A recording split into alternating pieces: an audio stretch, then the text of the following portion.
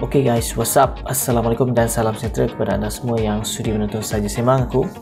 Dan hari ini aku dapat message, okay, sebarang bentuk gerai atau bazar Ramadan berkelompok, sama ada pandu lalu atau tempah dan ambil, tidak dibenarkan beroperasi sepanjang tempoh PKP. Dan kalau kau tengok, Menteri Kanan Keselawatan Datuk Seri Ismail Sabri Yaakob mengumumkan sebarang kesemua bentuk bazar Ramadan tidak dibenarkan sepanjang tempoh penguatkuasaan Perintah Kawalan Pergerakan. Style pandu lalu ni memang tak boleh, and then style ambil pun tak boleh.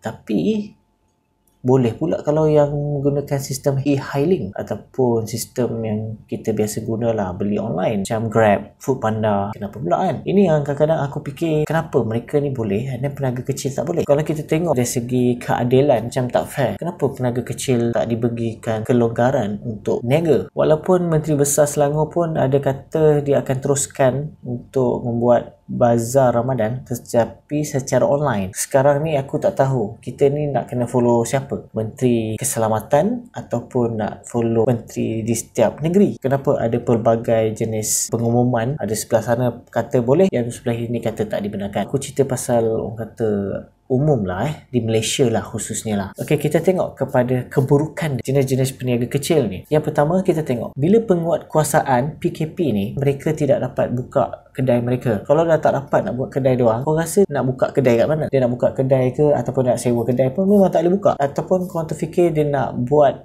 berniaga tu dekat rumah. Maksudnya di sini dia masak kat rumah and then orang pick up ambil makanan daripada rumah dia dan sebagainya. Jika kau tengok situasi ni, kalau keadaan ni berlaku ataupun dibenarkan, dia akan jadi kelang kabut. Dia tak ada sistem. Bagaimana pula cara penyediaan peniaga-peniaga kecil ni bila dibuat di rumah? Okay, sistem keselamatannya, ruang tempat masak kan penuh dengan gas, beri impak pada jiran juga tak terurus. Dan ini yang membuatkan kerajaan fikir juga kenapa mereka tak benarkan. Sebenarnya dia dah tahu maybe ada segelintir peniaga yang akan buat di rumah. Benda ni akan tak mencapai lah objektif untuk putuskan rangkaian COVID-19 ni. Okay, lepas tu, kenapa kerajaan benarkan sistem e-hailing ini diteruskan? Kalau kita tengok, kerajaan dah keluarkan belanjawan dalam pakej rancangan ekonomi memang terlalu banyak, berbilion-bilion untuk membantu semua golongan yang ada di Malaysia ni. Sebab itulah aku rasa kenapa kerajaan benarkan, antaranya sebabnya e-hailing ni dia ada membayar cukai. Kalau kau tengok sistem di Grab Food ataupun sistem yang digunakan Foodpanda, dia ada cukai untuk dibayar kepada kerajaan. So ini merupakan pendapatan kerajaan juga untuk support. Okey, di samping dia menggunakan sistem ni, bolehlah menambah income kerajaan jugalah. Yang kedua, bagaimana pula ciri-ciri SOP apa yang kedai tu wujudkan dari segi langkah-langkah keselamatan ataupun dari segi cara penyediaan makanan yang maybe diiktiraf oleh Jabatan Kesihatan ataupun jabatan-jabatan yang tertentu yang biasanya kita lihat di ruang depan kedai-kedai ada simbol macam A, B. So aku rasa macam ini salah satu faktor lah yang sebab apa mereka ni dibolehkan untuk meneruskan jual beli secara online ni. So korang tahulah setiap bulan ke ada Jabatan Kesihatan akan datang ke kedai ni, check kedai ni okey ke tak dari segi halal dia, bagaimana mereka menyediakan makanan, adakah mengikut SOP ataupun rule-rule yang ditetapkan oleh Jabatan Kesihatan dan sebagainya. So aku rasa ini salah satu faktor jugalah kenapa mereka ni dibenarkan untuk beroperasi masa PKP ni, lebih-lebih time Ramadan. Sebenarnya bukannya tak boleh bagi peniaga-peniaga kecil ni menjalankan operasi dia. Boleh je kalau macam kat tempat aku ni memang ramai orang buat masak daripada rumah dan sebagainya.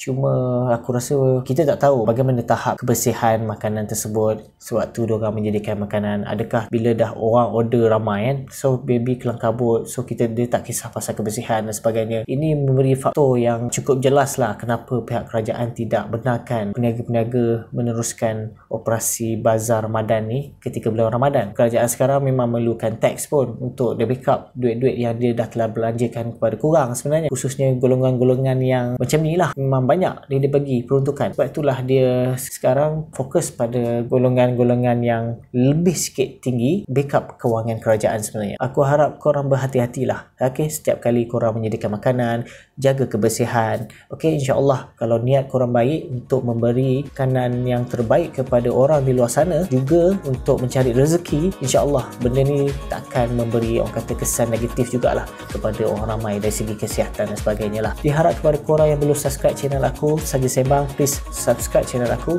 Dan jika korang nak menonton video-video lama, korang boleh klik di sini. Dan saya Faizwan, jumpa lagi di episod yang akan datang. Assalamualaikum.